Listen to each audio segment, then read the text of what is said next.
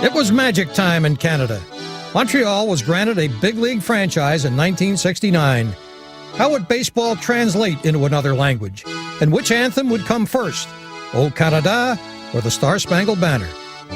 Woodie found that proud Montrealers didn't much care. They just loved having a piece of the action.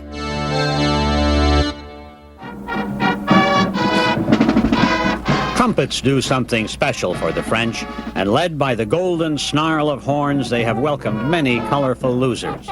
It seems, too, that a dashing uniform softens the cutting edge of French logic, a theory well known to such as Napoleon III and the Montreal Expos baseball team, whose players are togged out in colors brighter than the reputations they brought to this cold-weather preseason welcome parade. Indeed, some of the names disappeared from the roster almost as quickly as they were peeled from the cars borrowed by the Chambre de Commerce des Jeunes de Montréal. Scoreboard and statistics, like everything else in Montreal, are bilingual. To our ears, voltigeur de gauche sounds more like a hussar than a left fielder, but then Montreal's left fielders sometimes play as if they were hussars. And in the bitter blue nights, there are often plays for which a new language must be invented. Still, Montreal survives with the sturdy jauntiness of a piney Paris, and the passing legs will match a summer day on the Place La Concorde. Hockey players have thicker legs, but in Montreal they share that admiration, of which the Expos would like a part. Montreal seems as unlikely a place for baseball as the Canadian Northwoods for orchids. Queen Elizabeth is on the money, Joan of Arc is in many hearts, and the Hockey Canadien are worshipped as winners. Perhaps characteristic of the humble beginnings and high hopes of the first big league team outside the U.S. is Coco Laboy, who toiled through 9 minor league seasons before getting a chance this year. These people here, they crazy about baseball, and they come to see us every day there, even if we lose every day. Well, are French fans different from, let's say, Puerto Rican fans? Well, they are a lot different. Yeah, in Puerto Rico, you have to have a winning team all the time, but here, they don't care if we're going bad. Montreal returns his warmth with a bonne chance for his birthday. Dear to the fans is Rusty Staub, who, when a trade seemed to be falling through, refused to return to Houston.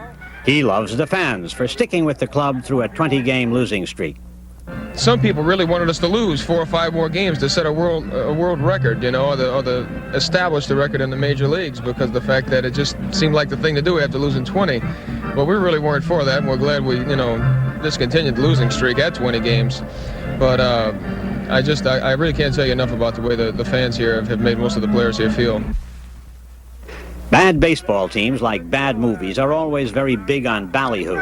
And this week, Montreal came up with a promotion stunt calculated to show that there are labyrinths under the cellar by matching sports writers against the Alouette football team on the diamond.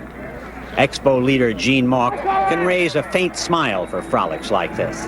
They are a welcome change from managing, where the Expos menaced the record he'd like to forget, 23 straight losses with Philadelphia. Young in years, Mauch already has gray hair. You know, that's a funny thing. I don't think that gray hair came from any particular losing streak. I think that when a fellow likes to win, it's very difficult to go through a building program like we went through in Philadelphia and as we're going through here. Ladies and gentlemen, the national anthem.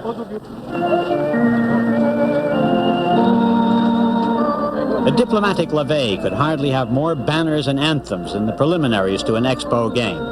After the Star-Spangled Banner and O Canada, the proceedings become a little less organized, however. Let's go down, baby! We're all the way now! And the high style is limited to the crowd and to the girl ushers garbed for a dancing police number at the Folies Bergère. The Expos hit and scored more freely than the Mets used to in their wilted salad days. And Rusty Staub's complaint led to a lively search for grease pitch material on the back of Dick Selma's neck. As seen by a French announcer, the game sounded like the better moments at Austerlitz.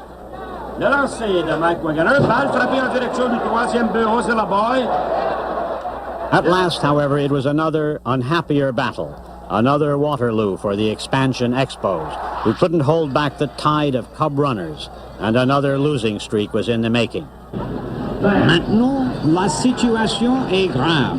Il y a un besoin sévère de lanceurs et le club a des faiblesses au bâton.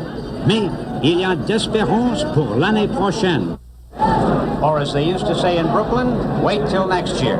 This is Haywood Hale-Brown at Jarry Park in Montreal. Stay with us for a solo voyage across the Atlantic.